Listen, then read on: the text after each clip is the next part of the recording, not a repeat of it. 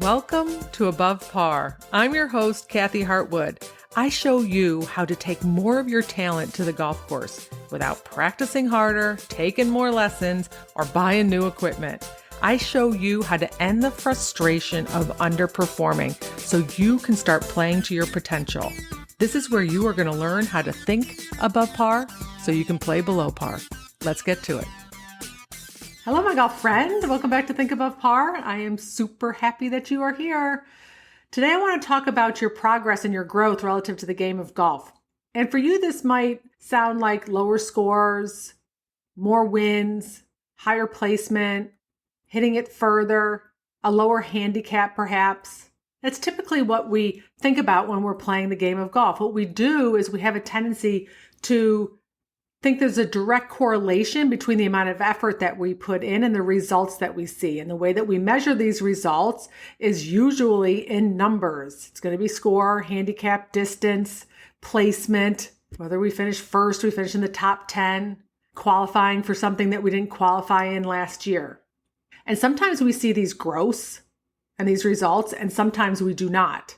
And when we don't see them, it's really important to take a look at what we're making that mean or the story that we're telling ourselves. So you might be putting in a lot of work. You might be working on the mental part of your game. You might be working on the physical part of your game. You might be working out, exercising more, trying to build up some more speed and some muscle. You're doing all the things, but you're saying to yourself, I'm just not seeing the results. I'm not seeing the growth in my game. And it can feel really discouraging, right? Especially when we don't think that's happening fast enough. And when you think about it, if you were to think that my results aren't showing up, I'm not having any growth, I'm not getting the output that I think I should have considering the amount of time that I put into it, how you feel is really going to dictate how engaged you stay with the game. Like, this is where we can get burnout, where we're tired of trying so hard and working so hard and then not seeing a direct correlation between that and our results. Now, I've talked about this in quite a few different podcasts about seeing our results fast enough or what we make it mean if we're not seeing them. But I want you to really just pay attention to the term and the terminology you're using, because this has been a topic that has been coming up for me over and over again with some of my clients, is talking about growth and not seeing growth and not feeling like you're getting anywhere. And not necessarily with the mental part of the game. I'm just saying as that measurement of it being numbers. I thought I'd be shooting lower by now. I thought I'd be winning more tournaments. I thought my handicap would go down. I feel like I'm doing all the right things, but I'm just not seeing it in the results. And I want you to differentiate. There's a difference between progress and growth, especially relative to the game of golf. And this could be totally semantics. I get it. You could send me an email afterwards and say, Kathy, the definitions of these words mean something else to you. It doesn't matter. I want you to stay with me. I mean, it does matter what you think matters. I'm just saying, just stay with me on this through the fine line that I'm drawing here so that you can see how this plays out for you. So progress can be you getting out of the bunker more times than you were the last time, the last year, last season. Hitting it slightly closer. You used to hit bunker shots that were on average 20 feet from the pin, and now they're 10 feet from the pin. That is progress. However, if you keep missing the 10-footer or you're two-putting from the 20-footer, you might not see the growth. You might not see the result in your scores, but you've made progress relative to the bunker. You might witness your ball being more in play off the tee and you're hitting more fairways. And you have less curve on your ball. You're not slicing it as much. That's progress. But you might not see a lot of change in your score or your handicap. That's physical. I could go on and on and on, right, about all the physical things. Mentally, this can show up in so many different ways. It could be that it used to bug the heck out of you when you were playing with a Betty or a Bob that used to drive you crazy, and now you can manage them so much better. They don't bother you as much. They're not affecting your score as much. They're not affecting your experience on the golf course. That's progress. This could be you changing and shifting into different stages of awareness, right? There's 3 stages of awareness. We notice it after the fact. So you're in the clubhouse looking back and going, I can't believe I did that thing on number 3. Then we notice it while it's happening. You're doing that thing on number 3. You're in the middle of doing it. And then the last stage of awareness is where you get ahead of it. Like, this is part of my story where I have a tendency to do this thing on number 3. Now, you've moved yourself through different stages of awareness. That's progress, right? You saying, I caught myself in the middle of putting pressure on myself on the par 3 over water. I witnessed it this time. That's progress. Because the first time you probably didn't notice it until you were in the clubhouse.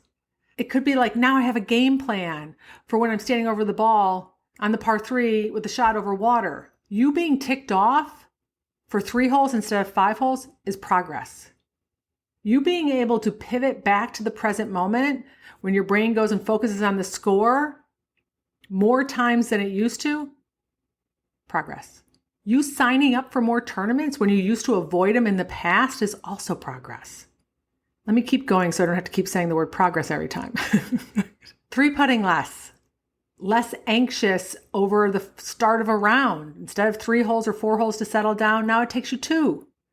Putting yourself out there to play with other people instead of your comfortable group. Playing with better golfers or lower handicap golfers where you used to avoid it in the past. Fine-tuning your pre-shot routine. Separating out your skills as a caddy versus a player. Being more definitive and more decisive over the golf ball. Learning to trust yourself more. Building your confidence skills. Having your own back more often.